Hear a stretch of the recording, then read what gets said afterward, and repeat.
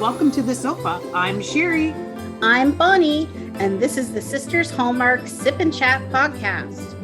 We're a couple of crown heads who love all things Hallmark. And just like that, it's week 6 of Hallmark's Countdown to Christmas on the W Network, and it's been a great season so far.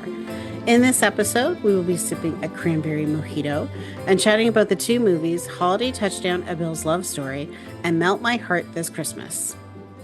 Movie number 1, Holiday Touchdown, A Bill's Love Story, starring Holland Rodden as Morgan, Matthew Daddario as Gabe, Joe Pantoliano as Tommy, Tracy Pollan as Joanne, Caroline Aaron as Ricky, Steve Shrippa as Frank, and Patty Murrin as Kathy.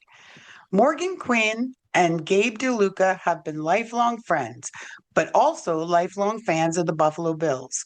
Both their families are proud members of the Bills Mafia, with Gabe working as VP of Stadium Development with the Bills. Just before Christmas, Morgan's Uncle Tommy reveals a long-held family mystery that an anonymous benefactor has been sending the family Christmas gifts for decades.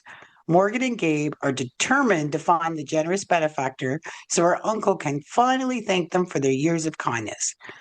But can they do it before their final Christmas at Highmark Stadium?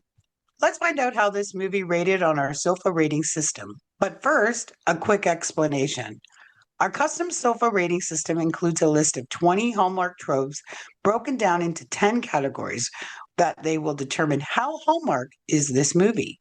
You can download the list from our website and social pages.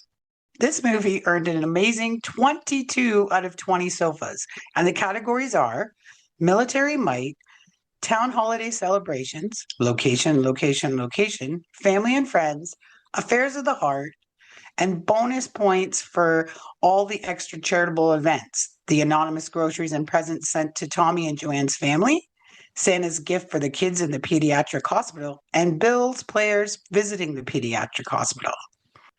Well, this was one of my personal picks this year, and it did not disappoint. I love that right in the beginning, we saw even last year's KC people. That was great for me as a KC fan. And also, the game being played in the background was against my husband's team, the Patriots, and that made it exciting for him as well. Yes, I love these collaborations Hallmark is doing with the NFL. As a fan, it makes it even more fun to watch. Fans of both Hallmark and NFL, right?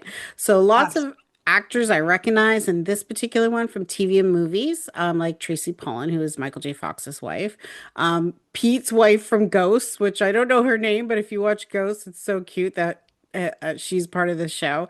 And the couple of guys who, they've kind of been in like mafia movies and other movies I've seen. I believe it's like the Joe Pantoliano guy and Steve Shrippa.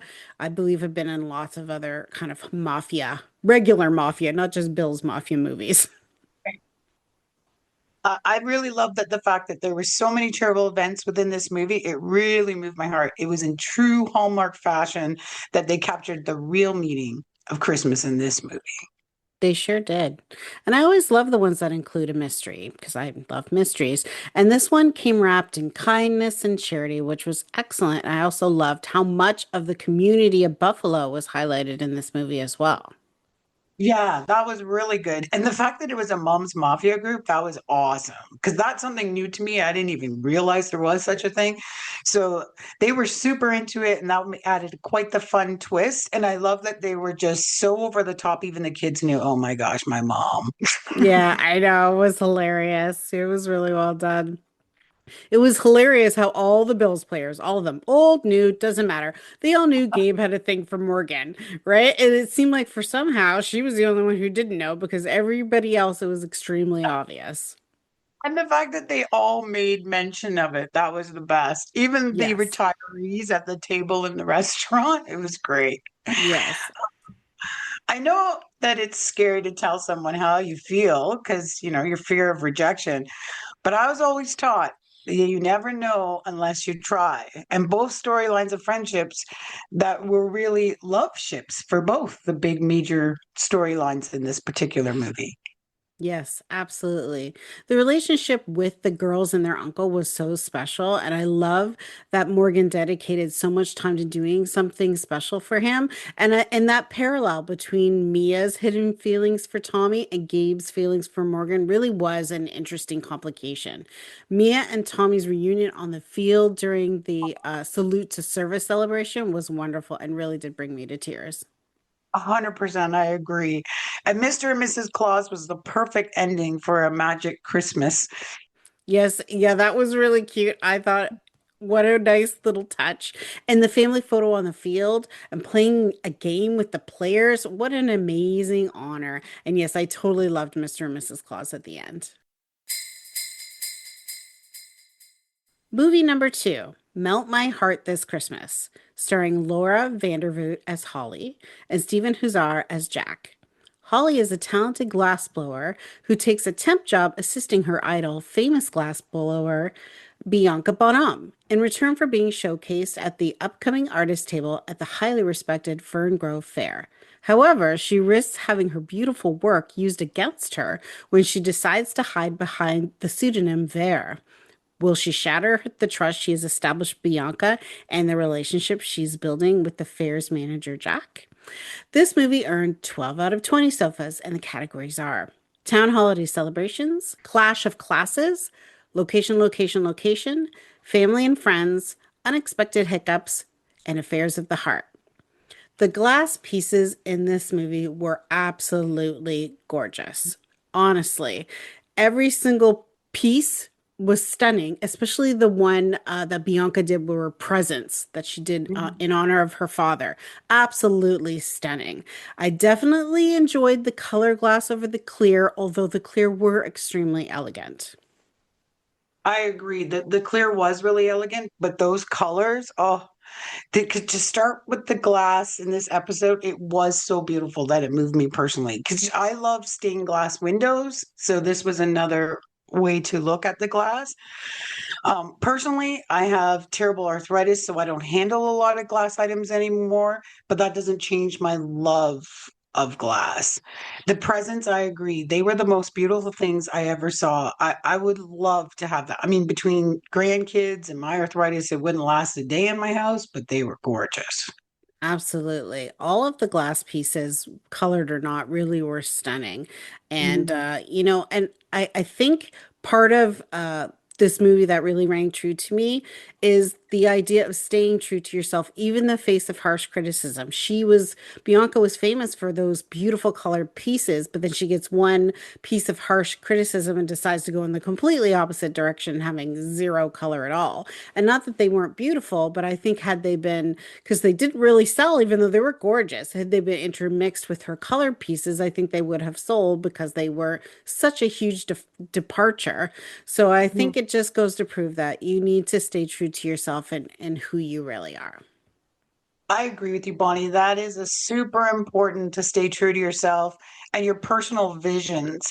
In this time of social media, it is hard not to see and hear all those harsh things that are being said about you. And it does require some tough skin, which I can imagine is super hard to do. I don't know if I could, but I Es- agree. Especially being such, you're popular, like she was so well known that she's constantly in the people's eye.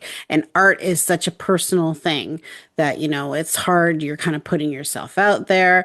And that's part of this movie where actually they took some time to have us watch the process of the making glass when she broke the piece, Bianca's piece, and she had to fix it. But that was really cool. I'm really glad that they enjoyed or that they included not just her making it, but like what a studio would look like, is so cool. What an amazing talent to have to take this liquid and make it into something so absolutely stunning. And I think, like you said, showing the studio was a great way, a depiction for people to have just an idea of how much work and effort goes into such a thing. Like it's not just a simple task. So that Mhm. was great.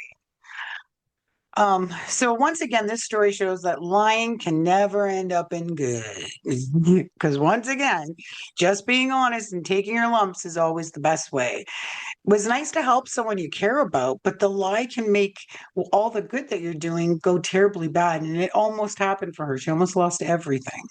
Absolutely. Considering how well she was doing, selling her stuff, under that pseudonym Ver. Um, Fine, you can have the company be called that, but the hiding behind that didn't really work for her. Not with Bianca and not with, her romance with Jack. Though I have to say, in this particular movie, I found the romance definitely second fiddle to both of their career storylines, and that's not necessarily a bad thing. But it certainly in this one is not the highlight. Really, the to me the highlight was the glass making in that artistry. Yeah, and what it's like to be an artistry in today's Hmm. society too. Yeah. Although I did actually think that these two actors worked so well together. I could feel the chemistry and they looked like they would be a couple together. So that did certainly help with engaging you into the story. Yeah, Because for it sure. was said not the main thing, you didn't know when it was going to actually take place other than the end. Yeah, for sure. One of the quotes I enjoyed, in order to make great art, you have to risk being breakable. Like, perfect quote just as a person, in love and life, but also, of course, a perfect quote for a glass artist. Yeah, I didn't even catch that. So that was great that you caught that. I loved her best friend with her social media work. That was awesome. I'm not great at that, so I have a great affinity for someone with that talent.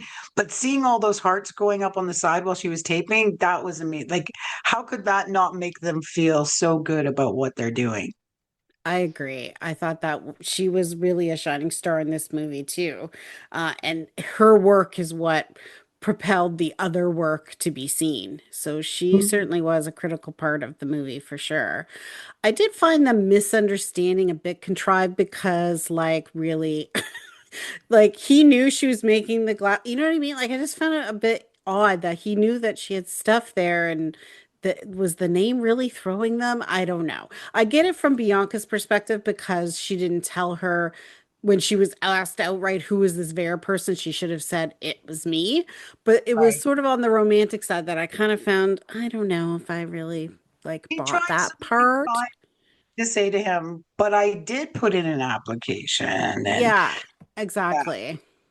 But however, the ending was still very satisfying, and the live interactive installation where the people put things on the trees, that was yeah, stunning. What a well, great idea. yeah. Okay, let's talk about the drink. So this time we were sipping cranberry mojitos. Now this is still a mocktail. Sparkling water with lime, cranberry cocktail, 1 teaspoon sugar, 20 mint leaves, 2 tablespoons lime juice, fresh cranberries, lime slices, and mint leaves.